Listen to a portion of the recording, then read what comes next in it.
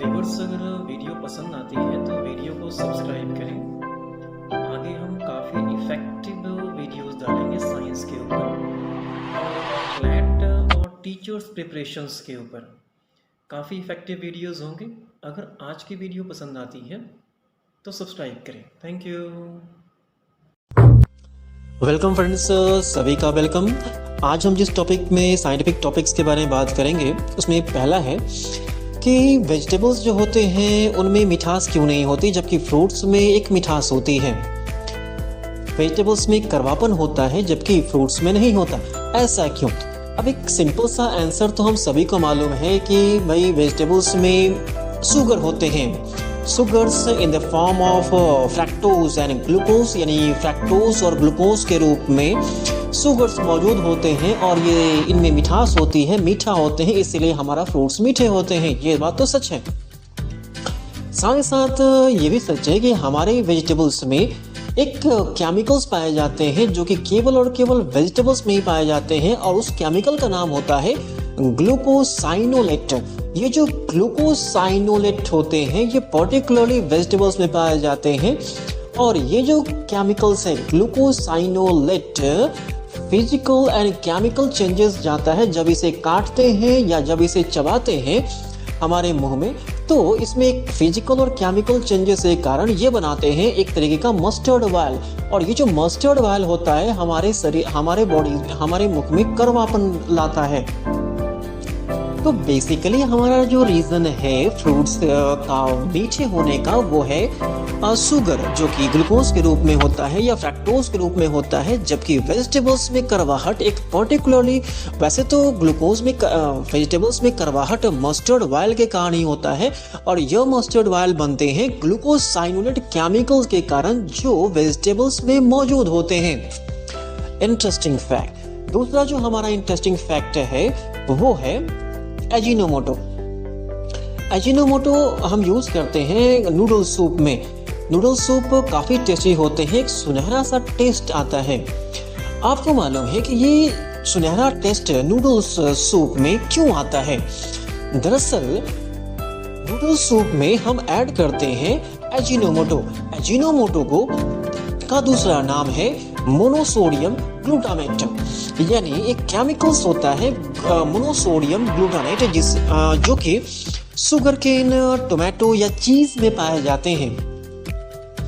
ये जो एजिनोमोटो होता है उसमें काफी स्वीट, एक अजीब सा सौंधापन होता है जो हमारे नूडल्स को एक अलग सा टेस्ट देते हैं। लेकिन क्या आपको मालूम है, यानी कि मोनोसोडियम ग्लूटामेट है वो हमारे बॉडी के लिए बहुत ज़्यादा हेल्पफुल या हेल्दी नहीं होता। इसमें का ब्लड प्रेशर से की काफ़ी प्रॉब्लम्स आती हैं, यानी कि ग्लूटामेट जो होता है उसमें ब्लड प्रेशर में फ्लक्चुएशंस काफ़ी ज़्यादा वो क्रिएट करता है, इसीलिए हाई ब्लड प्रेशर वाले पर्सन्स को ये ग्लूटामेट यानी कि एजिनोमोटो के इंटेक को प्रोहिबिट किया जाता है, रोका जाता है, नहीं, डॉक्टरी सलाह नहीं लेने को कहते हैं वो। दूसरा जो इसका इम्पैक्ट होता है, हमारे बॉडी में काफ़ी स्वेटिंग आती है और हमारे पेट में काफ़ी जलन आता है इसके कारण से, क्योंकि ये मोनोसोडियम ग्लूटामेट जो होता है एक तरीके का साल्ट है, एक साल्ट ही है अमीनो एसिड का, तो हमारे पेट में एक जलन क्रिएट करता है और खासकर इसमें साथ साथ लेजीनेस और स्लिपनेस ये प्रॉब्लम भी आती है। यानी ग्लूटामेट जो होता है काफ़ी प्रॉब्लम क्रिएट करता है हमारी बॉडी में।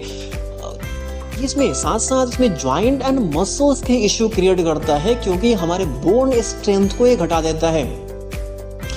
वैसे इसमें काफ़ी सीरियस इश्यूज भी आते हैं, जैसे स्टडीज ये बताते हैं ग्लूटामेट में कुछ ऐसे केमिकल, एक ऐसा केमिकल है जो कि हमारे ब्रेन में अगर चला जाता है तो हमारे ये एक तरीके का क्या है, ये न्यूरोट्रांसमीटर एक्साइटमेंट का काम करता है, यानी कि हाई लेवल क्रिएट करता है, हाई ब्रेन डैमेज का हाई चांसेस होते हैं ब्रेन को डैमेज करने का। लेकिन फूड अथॉरिटीज जितने भी होते हैं पूरे वर्ल्ड में, उन्होंने पाया है कि जो ग्लूटामेट है उसको ब्लड में, ये हमारे ब्लड में तो होता है लेकिन ब्रेन के ब्लड में ये सर्कुलेट नहीं कर पाता, क्योंकि हमारे बॉडी में काफ़ी मैकेनिज्म होते हैं जो इसे ब्रेन ब्लड में इंटर नहीं करने देते। लेकिन अगर ये ब्रेन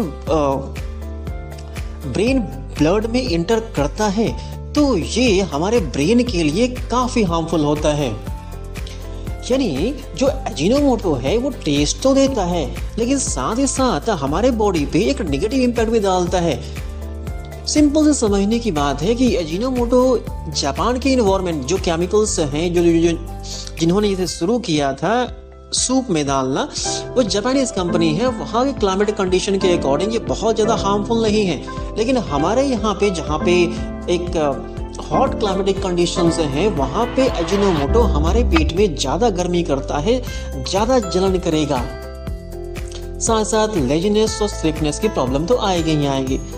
तीसरा जो फैक्टर है स्पेस का, यानी हमारा अर्थ जो होता है अपने एक्सिस पे रोटेट करता है, ये सभी जानते हैं। यानी अर्थ का एक रोटेशन है तो इसका एक स्पीड भी होगा।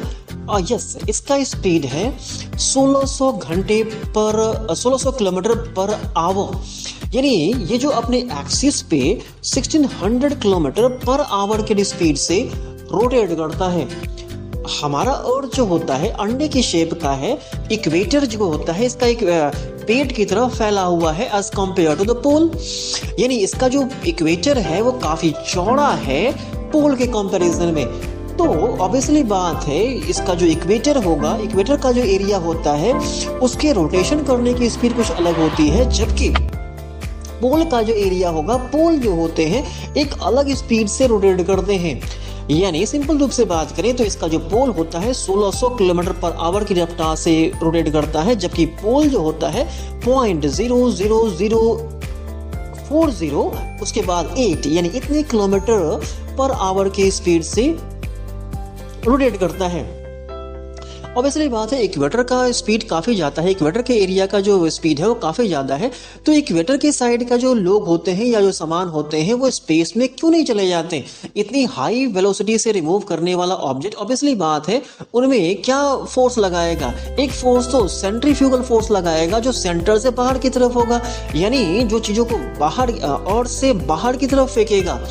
और दूसरा होता है कोरियोलिस्ट फोर्स जो कि इक्वेटर और पोल के डिफरेंशियल रोटेशनल स्पीड, यानी वो डिफरेंट स्पीड से जो रोटेट करते हैं, और जो काफी बड़ा डिफरेंस है इक्वेटर के स्पीड का और पोल के स्पीड का।